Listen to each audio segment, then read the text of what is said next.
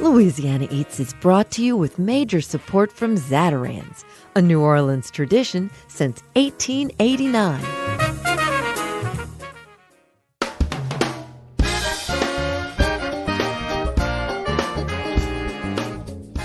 From WWNO New Orleans and our studios in the Southern Food and Beverage Museum, this is Louisiana Eats. I'm Poppy Tooker. If you're a fan of Bravo TV's Top Chef, you may have already been rooting for our very own Louisiana-born Chef Isaac Toups. 5 episodes into Top Chef's 13th season, Isaac is holding his own. We'll get the behind-the-scenes scoop from Isaac, and then we'll head to Shreveport to hear from Carolyn Simmons of Blue, to hear how she won a very special James Beard Award before the award season even begins. Then we'll talk with 2012 James Beard Award-winning pastry chef Mindy Segal of Hot Chocolate. Mindy is the first James Beard winner to partner with a medical marijuana lab. Marketed under her name, Mindy's new edibles are groundbreaking territory for a James Beard Award winner. And Max Messier of Cocktail & Sons joins us with a king cake syrup he's just created that could put a whole new spin on your Mardi Gras season. We're dropping names and winning awards on this week's Louisiana Eats.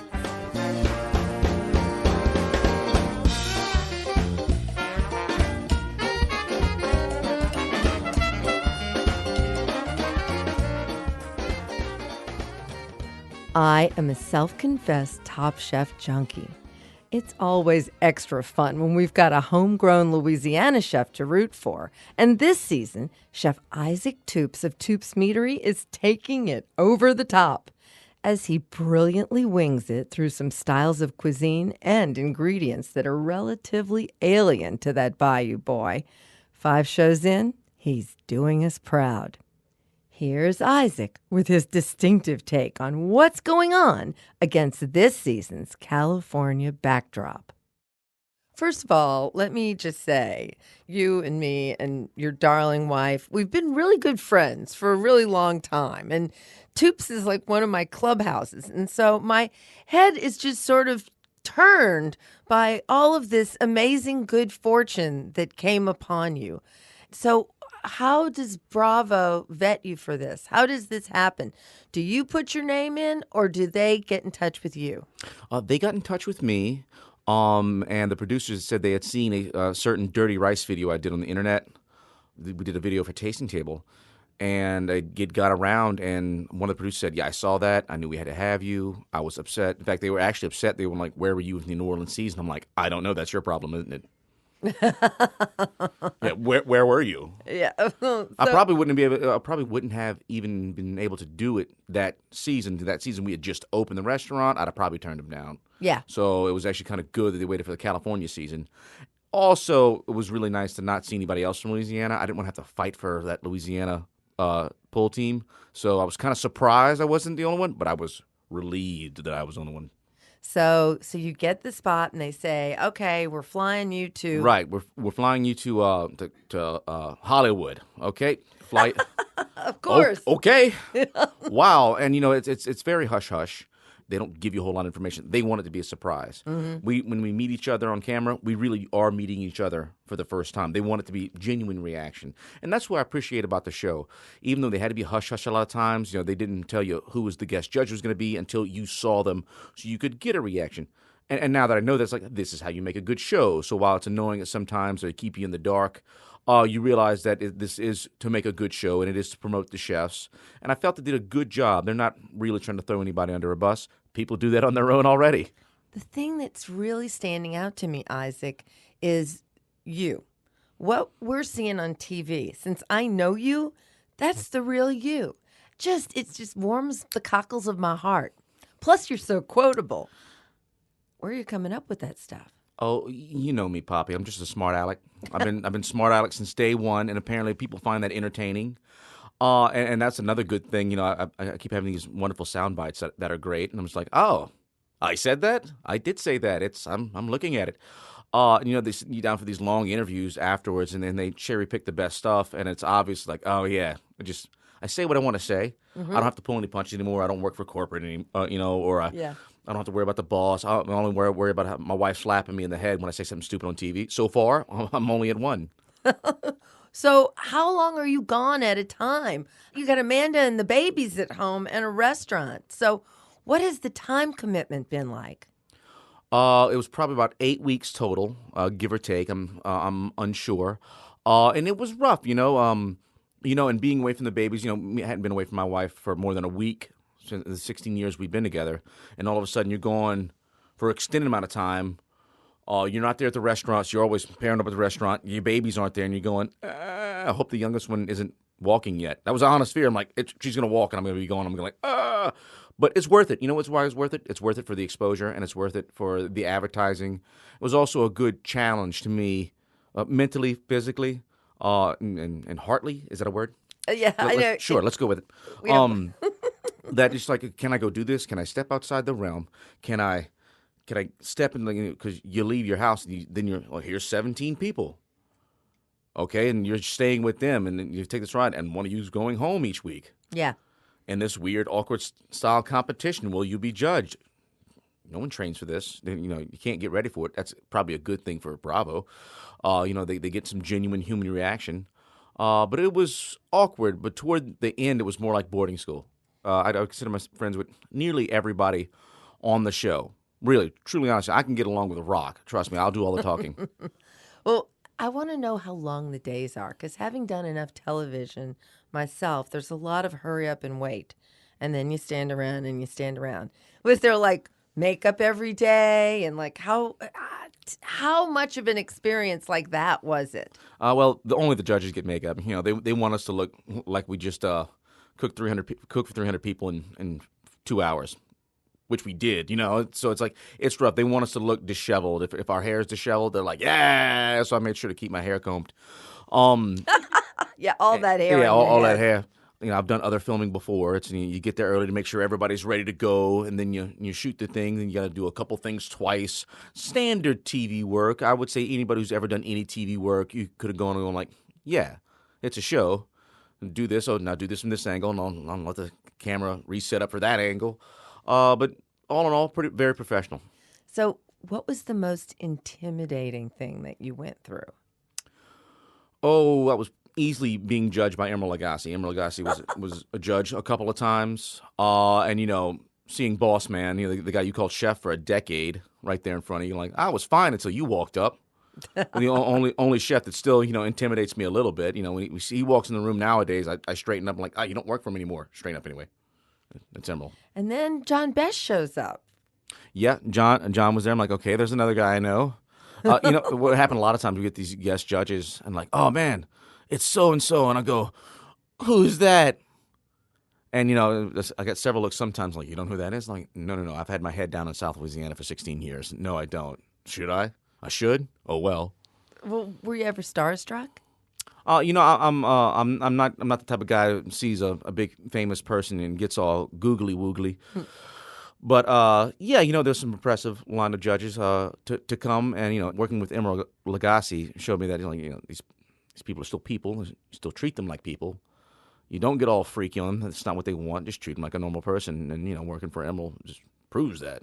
And he loved your coubillon that you made. Yeah. And that's something else that's been fascinating me, because I've been watching them and how they react to, I'd say, your food, but you're cooking so from home and from heart that you're really cooking our food. You really are. You're cooking the food of South Louisiana, and they love it. They're gobbling it up. But as of the most recent episode, you haven't won yet. But you're constantly like in the top.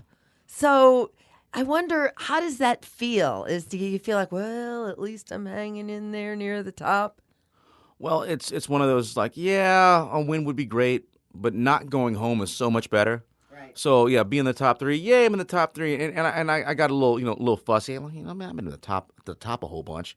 Can't score and win. Come on, bring it home. Can we give it here? And then I look at the guys being sent home after I come off of top three. I see the guys being sent home going, why don't you just shut up and be glad you're still on the show? Out of everything that's gone on, what was the biggest challenge? The biggest challenge is, I will say, we're just getting an ingredient that I had never worked with before, and not knowing the end result of what I would do with it. Is this going to work? And then cooking in different scenarios. I'm South Louisiana man, been here all my life, and we're going to California and cook. And some of the cliches about California are right. They like their microgreens and they like their pretty plates and their tweezers. So I was wondering, like, is dirty rice going to work for Californians? Is gumbo going to work? Is these things that the cuisine, are people going to be into it? Or are they going to go, this is too rich. It's got too much seafood flavor. It's too bold. We want light. Where's the tofu? But I got to say, most people were extremely receptive from almost everything I did. Well, I haven't seen him spit anything out on television yet. Not yet. When were you the most afraid? So far.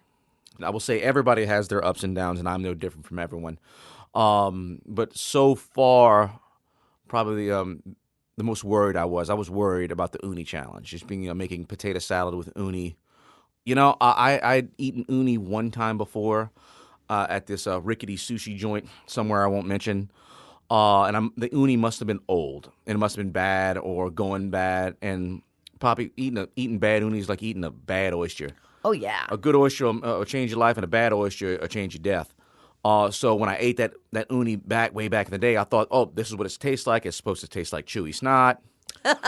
And so you go, okay, get myself ready. I'm like, just eat it. And I take a bite of it, and it's delicious. Oh, yeah. It's delicious. I loved watching you open it because it was obvious that you'd never done that before. Like the double cleaver method, I think. In fact, I'm pretty much invented the double cleaver method right then and there. I see everybody else with their little scissors, and we're cutting away, and we're cutting away. I ain't got time for that. And Whack that thing open. And just tomahawked a sea urchin. It was great. And that was one of my favorite quotes because you made it so relatable. And I bet that there's a lot of people who have never had uni. And so what did you do with the uni? You smeared it on some boiled potatoes and said, because this tastes like good crab roe. It does. It was immediately, once I tasted it, like, oh, it's kind of like caviar meets oysters. I got this. Well, you were really doing an incredible job. How hard has it been to keep all these secrets? Pretty easy. It is? It's you mean your mom and dad aren't beating you up on it? No. It's actually kind of an enjoyable kind of torture. Not telling everyone. I'm actually like, no, you got to watch. I could tell you, I'm not. Well, I'd like to know what the watching it experience is really like. Oh, that's the worst. Most of the time I've been watching it live stream, so the first time I'm watching it is the first time everybody else is watching it. It's unnerving, and if I could put it into relation, people out there, have you ever heard yourself in a recording and went, I sound like that? Oh, God, really? That sounds horrible. Multiply that by 100, and you have yourself watching yourself on TV. It's unnerving. I wanted to throw up the whole first episode. I had to get drunk. I was drunk by the end of the first episode at my own bar. Man is like, okay, time to go. I'm fine. And what's your family's reaction been? What? You got that big old family over in Cajun country. What are they saying? You ever had a big gnarly pile of unruly cheerleaders? That's what I have. I have a humongous gnarly pile of unruly cheerleaders that were, just frothing at the mouth, congratulating me on things that they don't know about. I'm like, yeah, we know you did good. I'm like, no, you don't. But you don't know if I did good. You don't know if I did bad. It has to be a secret. It has to be a secret. So you were homesick, huh? Oh, yeah. You know what? Yes and no. So I was able to compartmentalize. So I'm on Top Chef. Let's go blow this out the water. Let's do my thing. Let's have some stage presence. Let's make sure I'm not saying anything dumb on camera. Yes, I miss my wife. Yes, I miss my family, my babies, and yes, I miss the restaurant. But I came here knowing that. So let's put that in the back burner and let's full focus on this occasion. Full attention to the task at hand. Do the job. Yeah. Do the job. Well, Isaac, I am so honored that you took the time during this incredibly busy season to sit down and talk with us on Louisiana Eats. And I hope you'll keep us posted. We want to talk to you some more. Thanks so much, Poppy. I look forward to more meetings.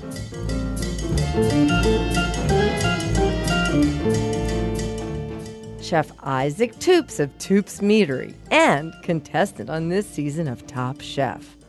Isaac has promised to keep us up on all future developments during the competition, so stay tuned for his updates on future Louisiana Eats.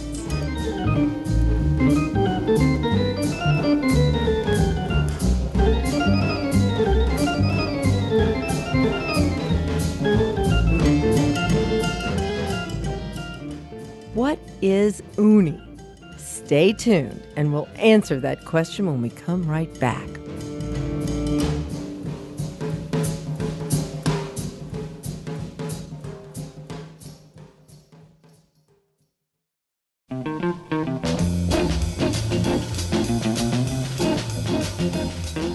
I'm Poppy Tooker, and you're listening to Louisiana Eats, edible content for Louisiana food lovers. Louisiana Eats is brought to you with major support from Popeye's Louisiana Kitchen and Zatarain's.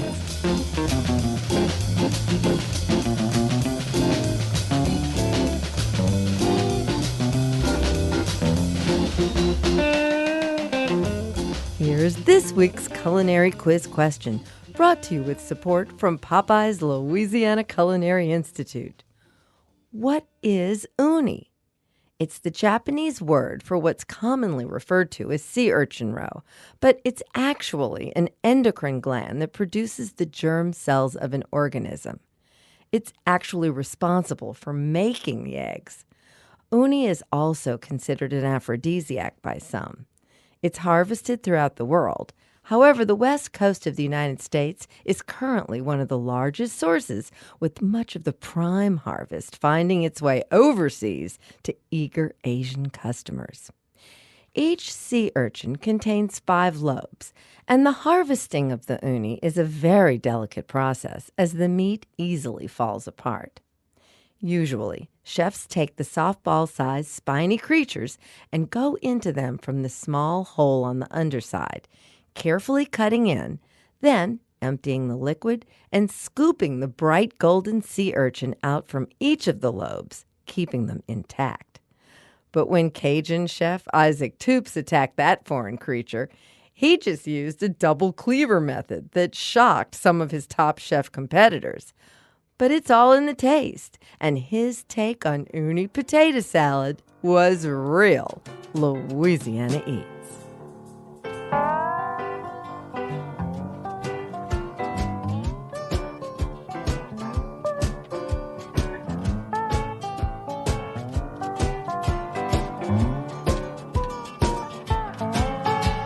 Because you're sweet and lovely, girl, I love you. Like so many culinary talents, Carolyn Simmons' entrance into the restaurant world was far from straightforward. Based on an innate sense for Southern cooking and some good luck, Carolyn became an overnight catering success in Shreveport, gracing the many film crews that come through town with her meals. Carolyn quickly leveraged that hard work to open her own establishment, Blue, a smoke and grill restaurant. While on a trip to Shreveport, the Louisiana Eats crew paid a visit to Carolyn's restaurant, where we took in a relaxing morning on her beautiful new deck and heard about her meteoric rise and victory in the James Beard Foundation's Better Burger Project. Upon our arrival at Blue, Carolyn had a delicious breakfast waiting for us. Okay, anyway, here's the coffee. I've got some molasses sugar, but let me go get that. You need some sweetener. After savoring that amazing Melitone maple brown sugar syrup on pancakes and bacon, we got to talking about Carolyn's journey into the restaurant business. Carolyn, I've heard a lot of interesting stories in my lifetime, but the story of your life's path from beginning to what has led you here to Blue in Shreveport is pretty interesting. So you didn't set out to own a restaurant in life, did you? No, I didn't. I was raised by a mother who didn't know how to cook. I was raised on TV dinners and frozen pizzas, and I was the math nerd in school. I was raised on things out of cans and things out of boxes. And in third grade, someone invited me to their home and they said they were going to have green beans. I'm like, oh, I hate green beans. But I didn't say it, of course, ever polite Southern girl. And I imagined the mushy things out of a can. Well, they put this plate of food down in front of me, and I don't remember anything else on the plate, but I remember I bit into that crunchy green bean. I could taste the rain. And I thought, this is what food should taste like. So I started telling my mother, I want to go to the grocery store with you. And I would go to the grocery store and buy food, and I would cook it and ruin it and destroy it and burn it. But then I found she had this old Joy of Cooking cookbook, and I started opening up that cookbook and cooking out of it and teaching myself how to cook. But I had a great thing in my life. I was a military child. My dad was in the Air Force, and a lot of military men marry Korean women and Thai women, German women. So I would sit in people's kitchens. I would say, what are you doing? How are you cooking? And I learned how to cook. So a lot of people notice in my restaurant there's a lot of Thai food cooked and Korean food and a very international influence. And that's because these are the women that were my mentors and taught me how to cook as a child. But it took you a while to come around to the idea of cooking as a living. What were your original livelihoods? Originally, I graduated with a degree in finance and a minor in economics, and I was an economist for 10 years, and I would do just cost justification for nuclear power plants and hydroelectric dams. And then after that, I had a child, and I wanted to stay home with her. So I would write speeches for CEOs that were talking at conferences. And I wrote, the help text, when you're doing software, the little help text that comes down. I wrote a lot of help text that people, but, I know, I've always been kind of a nerd. Huh? Crazy. I love that. I think you should write a help text for me. I could use one of those sometime. And then when my daughter was in school, I decided I wanted a job where I got out. So I became a real estate agent, and I became so successful that I built an indoor soccer arena. And then the economy went bad after 9/11, and we failed. And I lost everything. I was living down the street from Deion Sanders. I had so much money. And I moved here and slept in my brother's living room and had $200 to my name. And I was 56 years old. And you know what I did? What did you do? I said, I have spent my whole life doing what people expect me to do. I'm going to do what I want to do, and I want to cook. So I started selling food at festivals and the farmers market, and people came and they said, wow, this food's really good. And they started hiring me to cater their parties. And to the movie companies that are making movies in Shreveport started saying, hey, will you come feed our movie stars? And then suddenly I was a chef. I was a caterer. And I'd been doing this for about a year and a half. And I said, I'm going to open a restaurant. I must really be good because people are buying my food like crazy. And I had $9,000 saved. And I found an old restaurant in a really bad neighborhood. And I took that restaurant and started working on it, and all my friends painted and ripped up carpet. And 2 years later, I'm sitting here with Poppy.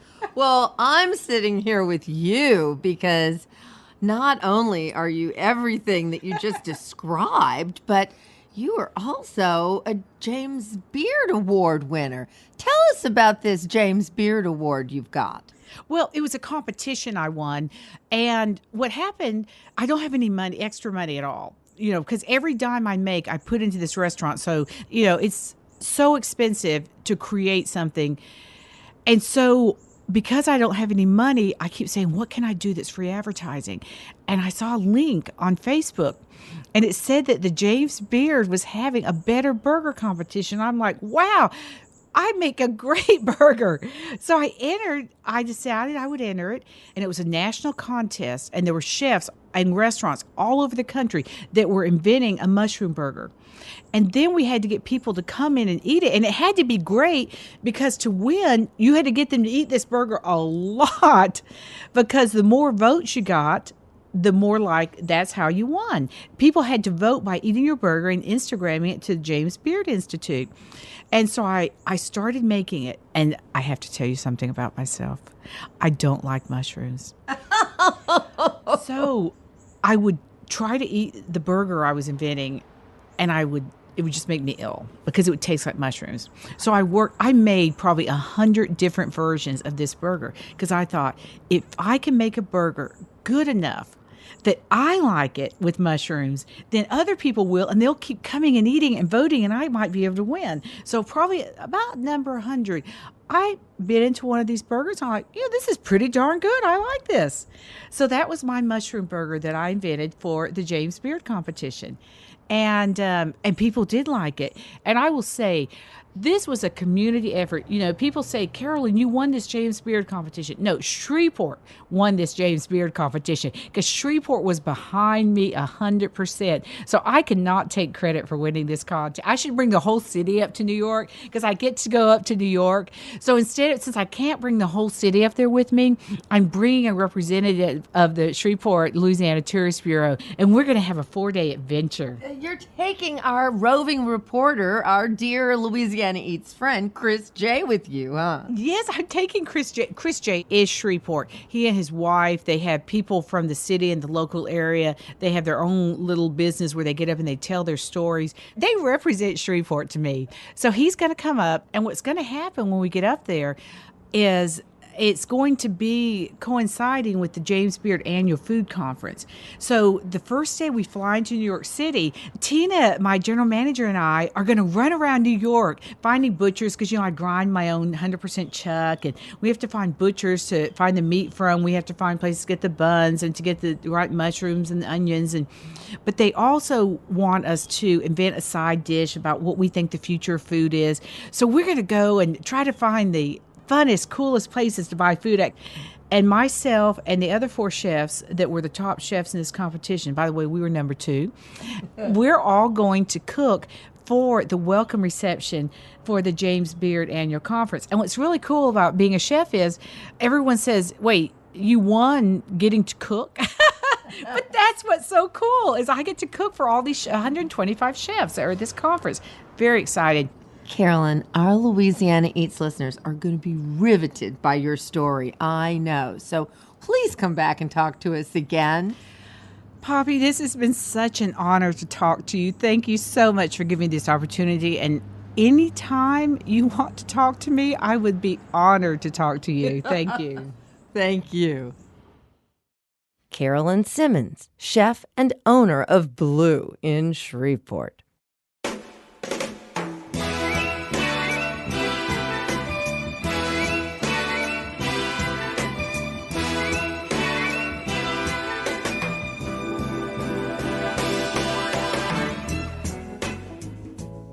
If anyone has challenged the definition of a pastry chef, it's Mindy Segal.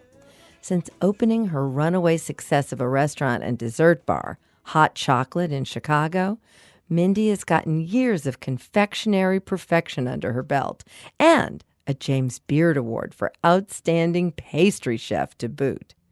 After hearing the exciting news that Mindy's poised to launch a brand of chocolate edibles in partnership with the largest medical marijuana producer in Illinois, I just had to call my old friend Mindy and hear more about her plans to take this new industry by storm.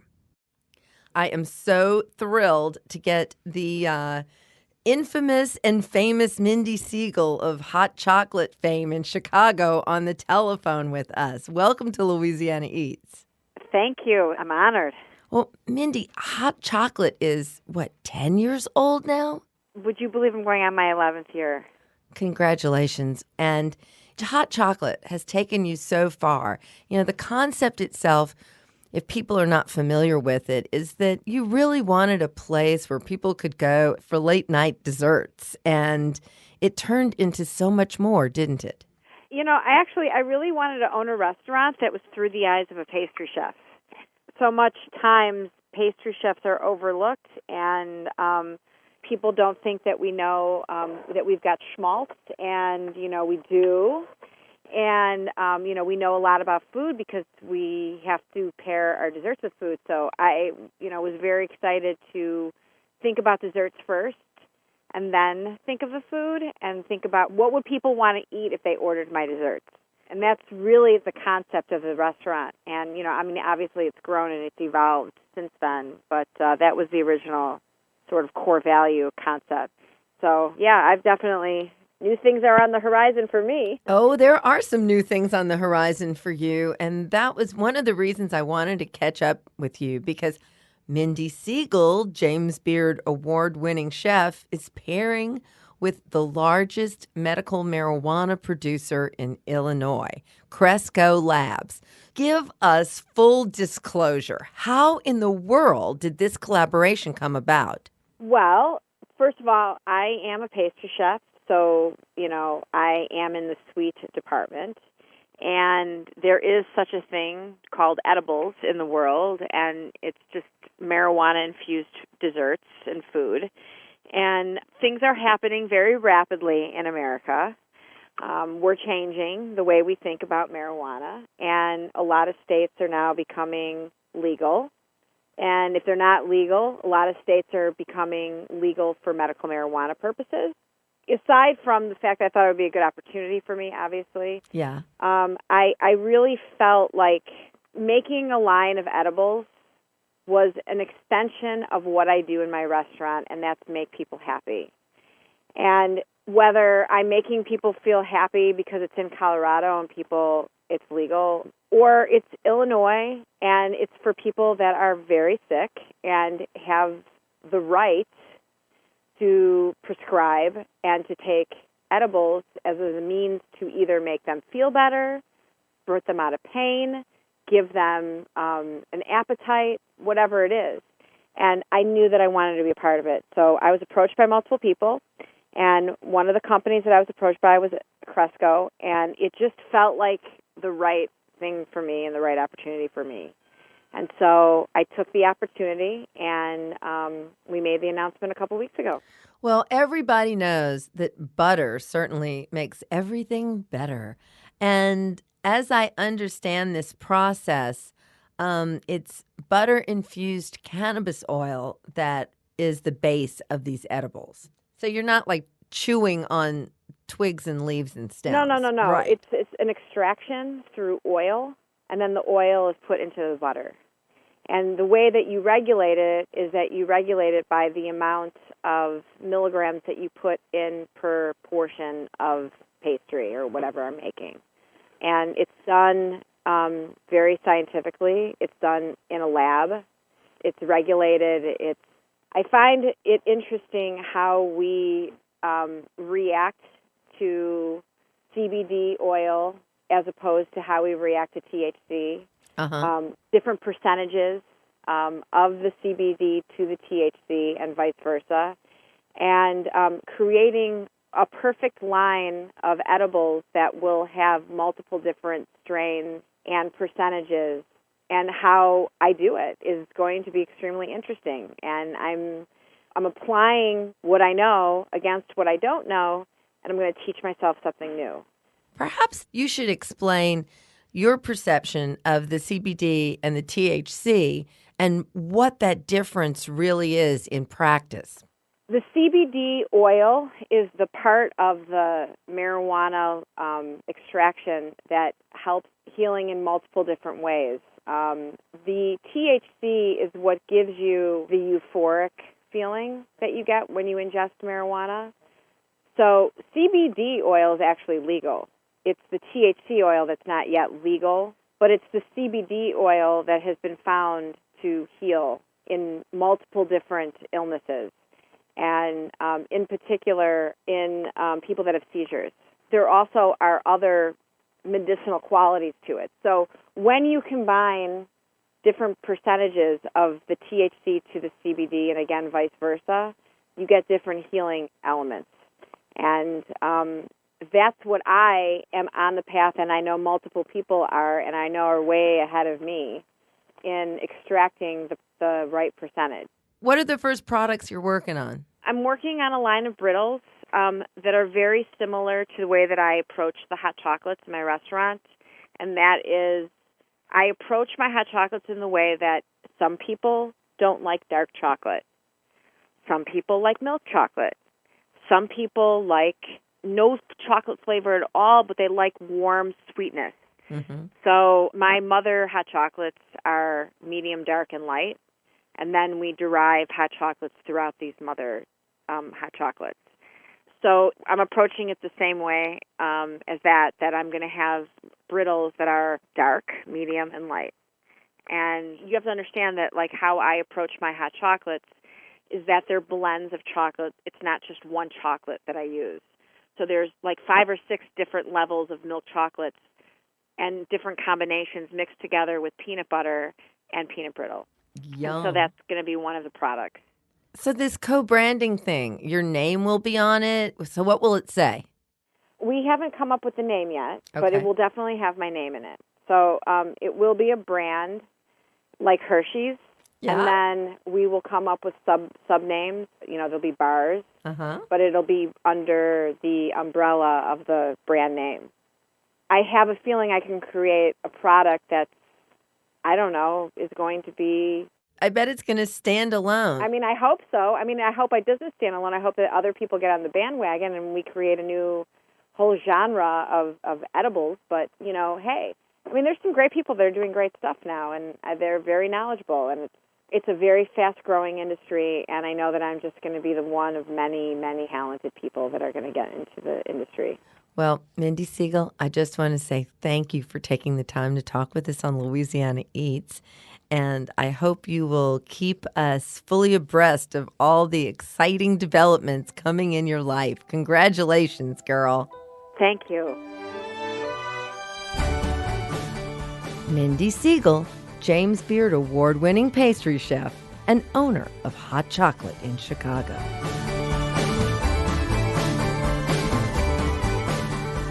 When we come back from a short break, we'll tell you about a new way to get the flavor of king cake without ever cutting a cake. Stay tuned. I fell in love again. All things go, all things go. Drove to Chicago. All things know, all things know.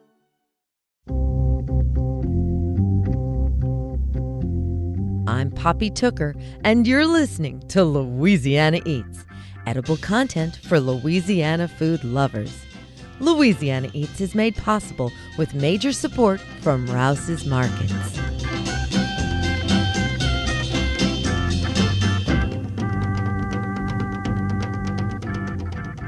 We all know about the importance of bitters as key components in classic and modern cocktails. But what about syrups?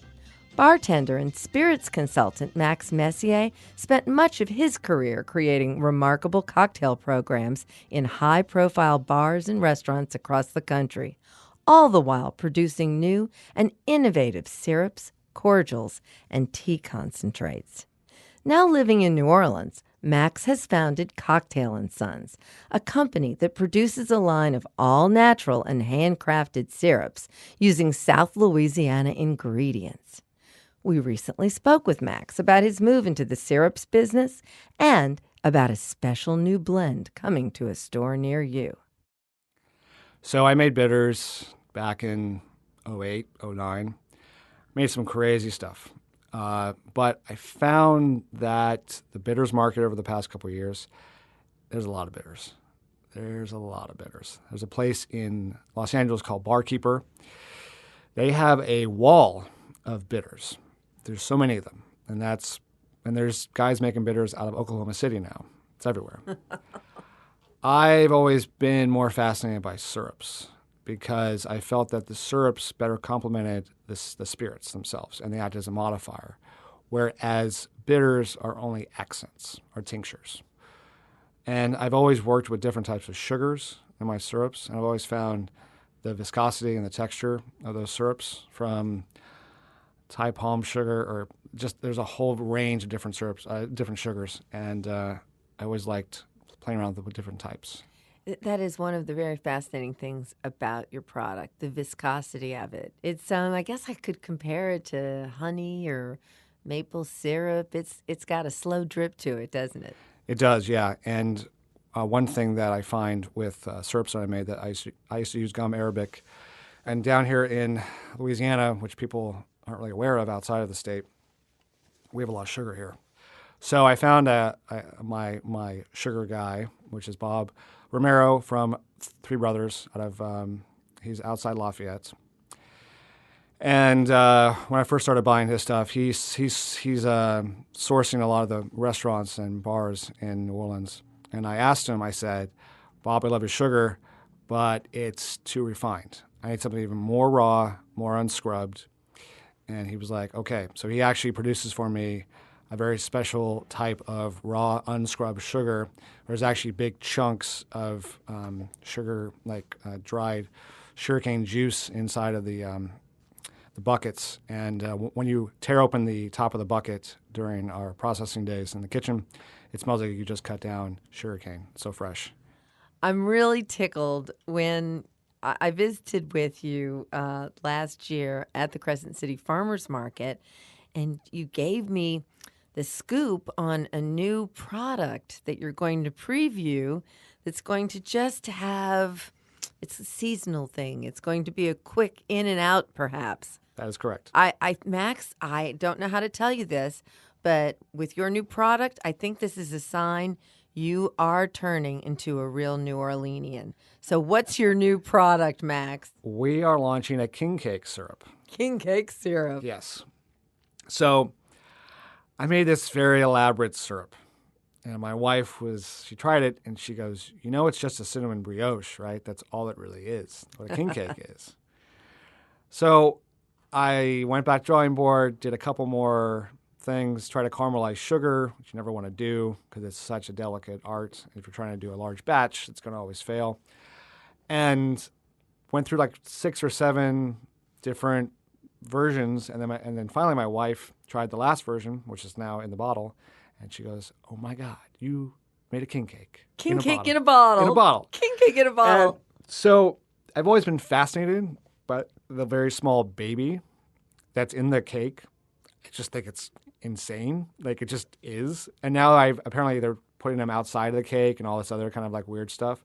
Well, all that litigation. Yeah, all that stuff. But we decided to put the baby on the plastic ring outside the bottle. And we had discussed about what cocktail to put onto the actual label. What cocktail recipe you would use? A carnival punch, because we discovered that people during Mardi Gras, during carnival season, they like to just put everything into a bowl, take it with them, put it in a flask, put it into whatever type of container they have, and take it and watch the parades. So what you essentially need is a bottle of bourbon, rum, or vodka. You need about 3/4 cup of lemon juice. You need a bottle of king cake syrup, which is 8 ounces. You pour it all into a bowl, add some ice, and drink. And you got a carnival party in a bowl, That's huh, exactly Max? what it is, yep. And on the recipe, we say, lean against the barricades and enjoy the parades. Well, we have such a short carnival season this year that I think it's never too soon to start drinking a carnival punch. I agree. Are you ready? We are. We've had it for pre-sale on our website, cocktailandsons.com, over the Christmas season, and a few people got a little taste here and there of it, but it will be available at retail shops January 6th, which is by tradition for king cakes. Of course, the Feast of the Epiphany. Correct. And then we'll have it at certain Rouse's, Pearl Wine, Dorniak's, Aquistapes across the lake in Covington. We'll have it at all of the Martin wine cellars. Well, we have listeners all over Louisiana. And so anybody who wants to find your syrups, they can go online and find them all, including the king cake syrup. That's correct, yep. But Max, are you going to hold to the tradition when the street sweepers go down the streets on Ash Wednesday? Is it all over for the king cake syrup? It'll only be available for wholesale by the stores and on our website until January 31st. And then Mardi Gras starts pretty much on the 3rd, and my wife and I will be in Mexico. Okay. Okay, Max, luckily right outside the studio door, we've got this absolutely awesome Rouse's Culinary Innovative Center. So here at the Southern Food and Beverage Museum, we're ready for anything. I got the ice, I got the glasses, you've got the ingredients. What are we going to make? Okay, so this is called a night tripper. I wanted to make a stirred cocktail with the king cake syrup. I love Negronis, so I always find that's the most classic style when you want to make a stirred drink. So what we have is we've got some bourbon, we got some dry vermouth, we've got the king cake syrup, and some orange bitters. So all we do is we just take part and a half of bourbon, and then we're going to take 3/4 dry vermouth. I like using Dolan or Nolly Pratt. And then you're going to do 3/4 of the king cake syrup. This adds a nice sweetness. Oh, it's a beautiful color, too. Thank you so much. We roast cassia bark with pecan extract and lemon oil. And we do a little bit of Regan's orange bitters right on top, 2 dashes. Add some ice. Take our spoon, stir it up. You want to garnish it with either a lemon or an orange peel. You want to slice a little peel off and express it down below. Or you could really have a party and just stick a king cake baby right in there, huh? Yes, you could. Take the baby off the bottle, throw it right into the glass. Right into the glass. Okay. Right there. This is called the Night Tripper, named after Dr. John. Cheers. Cheers. Thank you, Max.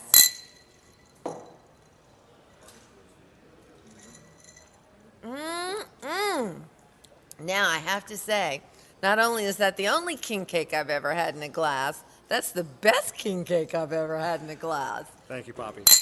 Drink up. Happy Cheers. Mardi Gras. Happy Mardi Gras. Wow.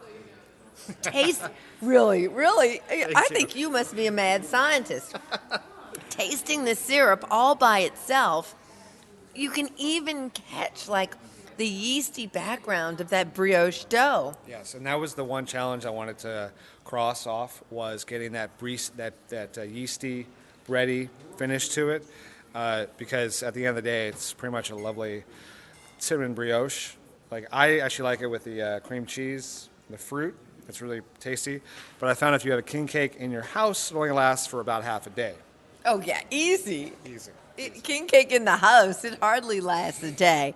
King cake is such a wonderful ritual for us here in Louisiana. And I have to think that aside from applications in the bar, you must be hearing from people who are doing all sorts of things with your syrups. Yes, and that's what's really crazy, is that at the farmer's market, we had a guy walk up and talk about how he loved the spice demerara, and he used it to marinate his pork. Ooh, that's a great idea. A woman was buying a bottle of the oleo every week. I was impressed because I thought she was making a lot of Collins cocktails at home. I discovered she was doing it for salad dressings with a little champagne vinegar. And a guy, she took the mint verbena syrup and soaked his lamb in it overnight, and he said it was amazing. Max, thank you so much for telling us all about Cocktail and Sons. Congratulations on your success, and happy Mardi Gras. Happy Mardi Gras.